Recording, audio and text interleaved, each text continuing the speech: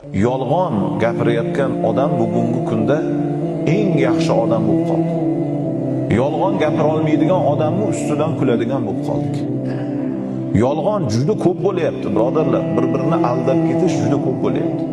Payg'ambarimiz sollallohu alayhi va sallamdan so'rashdi: "Ey Allohning rasuli, ummatingizni ichida sharob ichadiganlari bo'ladimi?" Bo'ladi. Bo'ladi. Jinoyatchilari bo'ladimi? Bo'ladi. Yolg'onchisi-chi deyishdi.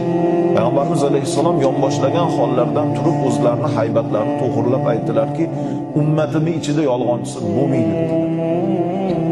Yevropa, boshqa davlatlarni ko'ringlar-da, nima uchun taraqqiy topyapti? Nima uchun rivojlanyapti? Jamiyatida birodarlar, yolg'on yo'q. Birovni haqqini urib qolish yo'q.